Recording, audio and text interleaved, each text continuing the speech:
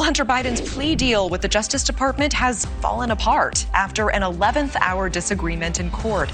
The judge saying she is uncomfortable with the details of the agreement. She questioned whether it was even constitutional.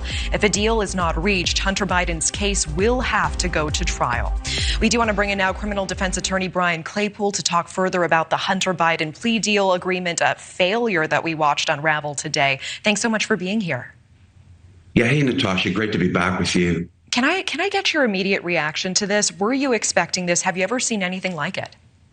Yeah, Natasha, this is extremely rare. This is a staggering development in a very high-profile case. Usually when you go into court and you have a plea agreement with the DOJ or even a state prosecutor, usually that is approved by the judge.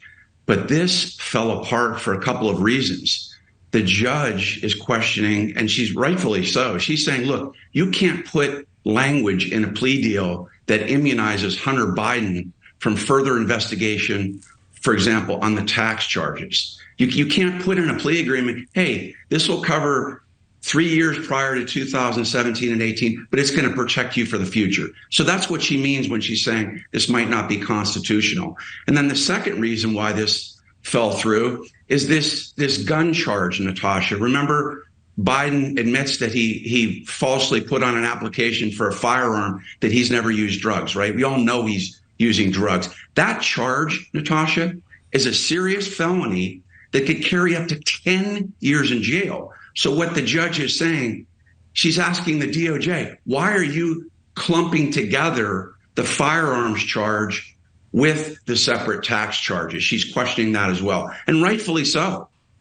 Let's talk about the likely path forward at this point, because it does seem stunning what happened today. And just for context, I want to understand here, he was expected to make this plea deal successfully and then plead guilty. Prosecutors were recommending 2 years of probation here. If a deal is not reached, does Hunter Biden's case have to go to trial?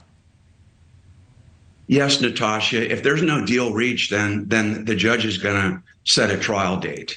And who knows whether a deal is going to be reached? Because think about this, Natasha, on the gun charge. Let's talk about that a little bit more, because it gets even worse for Biden. And by the way, the optics for the DOJ on this are horrifying, because it looks like they're arguably in bed with Hunter Biden on this, Natasha. What do I mean by that? On the firearms charge, they put in this plea agreement that oh, hey, Hunter, you could just go out and do a 2-year, what's called a diversion program. You go to some classes, right? And then this charge, Natasha, would never even be on his record. He wouldn't even be pleading guilty to that. It's not a guilty plea. It's go do 2 years. We'll wipe this from your record. It's not even on your record. Why is that important? Because what message does this development today send to you, me, all your viewers, and people across the country? Think about it. You can lie about owing taxes. You admit in an affidavit that I went and spent money lavishly and I could have paid the taxes, but I didn't. And now I'm going to get a slap on the wrist, no jail time. That's going to encourage people to go out and be tax frauds. And then think about that gun charge. Drug addicts go get a gun, right, Natasha? And then, oh, whoops, sorry about that. Let me do a diversion program. Then we're going to have more gun violence on the streets. So the social implications from this haphazard plea agreement are being flushed out properly by this judge. Are you saying that from what you can see, Hunter Biden is not being treated like a regular person by the DOJ? There is no question about that. This is a federal court too, Natasha. Federal courts are notorious for being even more difficult with defendants than state courts. And here it's the exact opposite. You've got federal prosecutors coming in with a happy birthday deal for Hunter Biden in a federal courtroom, and this federal judge is not having it.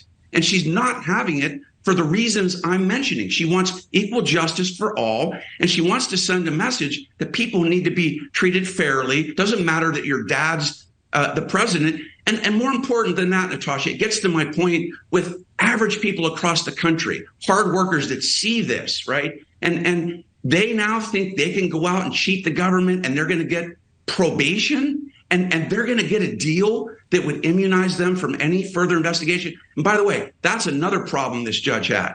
She doesn't want to have anything signed that says that the DOJ is not going to further investigate Hunter Biden. What these prosecutors are doing is they're trying to get an insurance policy for Hunter Biden that he's never investigated again on any of these charges. And that is a horrifying precedent for our country, and it arguably does violate the Constitution. Interesting. So do you think the judge was right to question the constitutionality of all of this? Do you see obvious issues here that would violate the Constitution?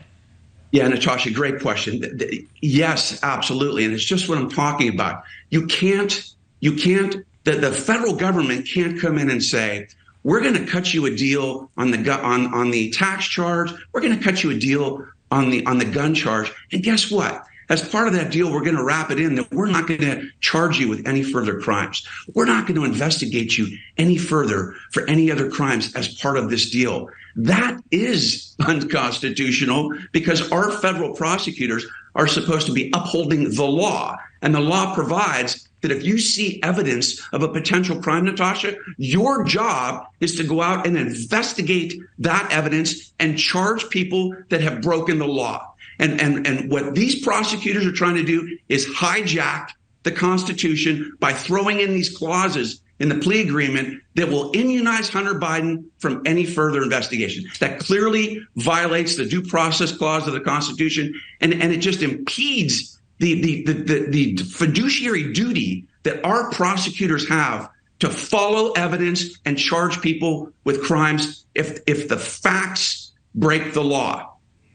I want to talk more about this broader immunity. Was that sort of the linchpin around everything crumbled today? It seems like the deal started to fall apart when the Biden team realized that they were not going to be getting that broader immunity. Is that your sense of what happened during proceedings today?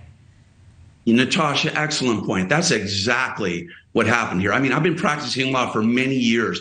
I have never seen prosecutors come in with the Happy New Year's plea deal that says, we'll agree on these two charges, taxes and the gun, and guess what? We're going to wipe our hands of any further investigation of you, and you're not going to be charged with any further crimes. I mean, that is astonishing, and it just violates the moral integrity of our justice system and the hardworking ethics of people across this country. And that was the massive red flag. And Natasha, the way it was done, too, upset the judge. That language was tossed into the plea portion of the gun charge. And it's buried in the middle of the plea agreement for the gun charge. I mean, that must have offended this judge. And she went so far, Natasha, as to question Hunter Biden. I've never seen this either. She's questioning Hunter Biden and saying, what companies did you work for overseas? That never happens. Never happens at a plea deal hearing. Oh, I work for Burisma. I work for CEFC, two arguably corrupt companies, one in a communist party. This judge wanted Biden to admit that on the record. Why is she doing that? Because she and her soul is troubled by what's going down between the DOJ being in bed with Hunter Biden. And she's trying to stop that. Brian, can I ask you, and I asked Rich this question as well, why should the average American care about the proceedings and about what happened today? Why should they be tracking this case? Your viewers and every person in this country should be watching this case for one reason: equal justice for all. And what I mean by that is everybody, doesn't matter if you're the president, if you're a top athlete, if you're a newscaster, if you're a trial lawyer, that all of us will be treated equally with the law, that there's no privileges attached to you because of your political affiliation. There's no privileges attached to you because your dad is the president. That's why this plea hearing is so important. We want everybody to be treated fairly. And Natasha, rest assured, if this is the average folk on the street, if this is me getting charged with these crimes, there is no way in heaven that I get a plea deal as favorable as this. And there's no way anybody else in this country is going to get a plea deal that says, oh, we're not going to investigate you for anything else, despite, by the way, despite a WhatsApp text message from Hunter Biden to a guy at CEFC saying, my dad's sitting next to you, and unless you do what's right, we're coming after you. And 5 days later, he gets $5 million sent to his account. Why isn't that being investigated for extortion? That's why people across this country should care. We don't want a weaponization of our justice system. I know people use that word a lot, but this is a classic example. And then look at President Trump. I'm not saying he's a good guy. I'm not saying he hasn't done bad things, but the DOJ will go from heaven to earth to investigate crimes against President Trump. Yet you see clear facts and evidence of crimes here by Hunter Biden. And what's the DOJ do? Oh, we're going to give you an insurance policy against future crimes. That is not equal application of the law. And that's what people are pleading for. I always appreciate the time. I appreciate the context and the perspective. Thank you so much, criminal defense attorney Brian Claypool. Thank you for your time. Yeah, thank you, Natasha.